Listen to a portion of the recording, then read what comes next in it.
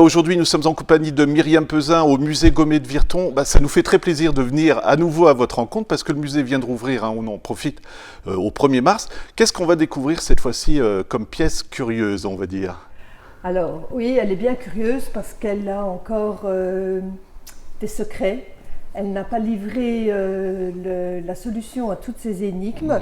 Il s'agit d'une taque en fonte, comme on en comptait de nombreuses autrefois en Pays Gaumet, en Lorraine bien sûr aussi, puisque à chaque maison, sa taque, étant donné que la taque était l'élément de chauffage qui allait rayonner de part et d'autre la chaleur dans les deux pièces principales de l'habitat, à savoir la cuisine et chez nous en Gaume, le pelle, autrement dit la belle chambre aussi.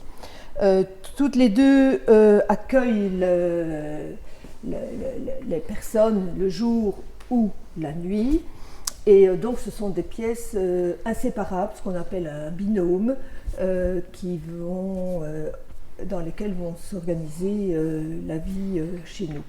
Alors elles sont toutes décorées. Celles-ci, voilà, c'est ça qui est impressionnant. Voilà. Elles sont toutes décorées, parfois très simplement, très naïvement, ou bien de façon plus riche, quand on y retrouve des blasons seigneuriaux par exemple. Mais ici, on observe une scène un petit peu particulière.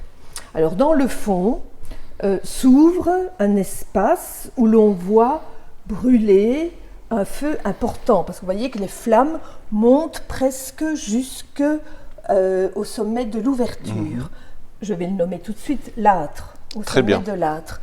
Et devant l'âtre se prépare une scène étrange, on voit plusieurs personnages, et quand on observe bien ces personnages, ils sont humains, mais ils ne sont pas qu'humains. Ils ont aussi des éléments qui les associent à certains animaux.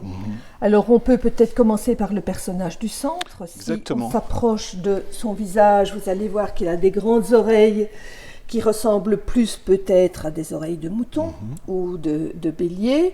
Et si on descend le regard sur le personnage assis à droite, bien là, la partie haute du corps est bien humaine, mais si on descend et qu'on pose le regard sur la finalité de ses jambes, on va découvrir que au lieu de pieds, on aperçoit des sabots apparemment bipèdes. Donc voilà, un trait peut-être qui se rapproche aussi du pied du mouton. Mais les autres personnages sont moins intrigants physiquement. Par contre, ils sont en train de préparer une mixture qui peut nous paraître aussi un petit peu énigmatique, étant donné que l'ambiance dans laquelle se prépare cette potion nous fait penser à quelque chose qui pourrait être de l'ordre de la magie, et peut-être de la magie noire, pourquoi pas. On pourrait se trouver en présence d'une scène de préparation à un sabbat. C'est pour ça que c'est curieux finalement pour une tacle d'évoquer quelque chose qui n'est pas religieux, ou en tout cas contre la religion, on va dire. Oui, et c'est d'autant plus osé que le millésime qui est affiché, 1589, nous situe dans une période où règne l'Inquisition. Donc c'est pour cela que notre interprétation est tout à fait hypothétique, puisque il y a des contradictions, il y a des secrets qui ne sont pas encore levés, comme la signification des 3 lettres. Très bien, ouais. Mais ça ne peut pas être l'endroit où ça a été trouvé, non? Pas spécialement, ça ne correspond pas à des dates non plus. Donc voilà, il y a toujours le mystère autour de cet objet. Et alors il y a aussi en aparté, on pourrait presque dire qu'il y a deux moments dans cette taque. En aparté, on a des personnages, alors là totalement à l'opposé, avec un personnage qui présente de nombreux éléments empruntés à un animal, et puis un autre personnage qui, lui, pourrait s'apparenter, selon l'interprétation de certaines personnes, à la représentation imagée que l'on fait parfois du Christ. C'est ce que j'allais vous dire. On dirait qu'ils sont en train de comploter sur le côté, non? Oui, ou de philosopher peut-être. C'est vraiment très très particulier. Ouais. Et alors, moi, je rappelle des hypothèses qui ont été donc émises à cela. Il y a eu un peu de littérature aussi. Et donc tout cela est vraiment à prendre, on va dire, avec des pincettes et avec beaucoup de prudence.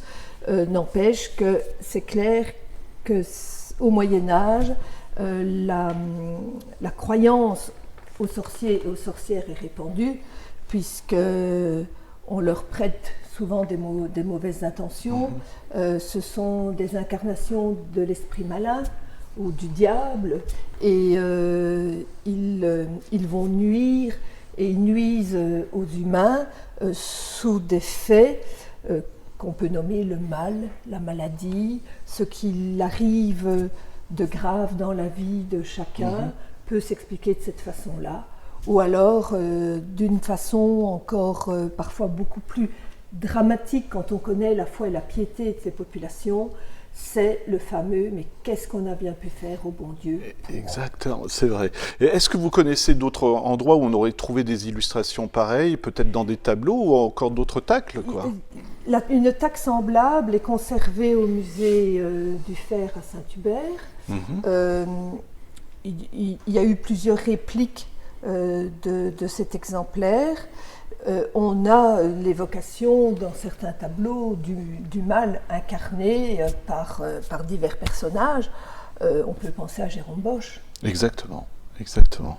C'est une pièce dont vous êtes fier, je pense, non, dans le musée, au musée, parce que c'est une curiosité vraiment pour le coup. C'est une curiosité. D'ailleurs, elle n'est pas présentée avec les autres TAC. D'accord. Qui illustrent les diverses thématiques, mais qui répondent plus à des produits finis, produits de la métallurgie. Ici, elle a été placée sciemment dans un espace qui est consacré aux coutumes et aux croyances. Et qu'elle soit en aussi bon état aussi, ça vous a surpris ou pas? Parce que malgré tout, c'est elle impressionnant. est légèrement fendue. Ça peut... On a d'autres tacs qui sont en aussi bon état. On a d'autres tacs qui sont légèrement abîmées. C'est vrai qu'elles sont mordues pendant des années quotidiennement par le feu, mais c'est de la fonte aussi. Donc la fonte est vraiment le produit de ce métal en fusion, donc peut supporter de fortes chaleurs. Voilà, Myriam, toute dernière remarque, comme on le sait, ça regorge de curiosité au musée Gomet de Virton.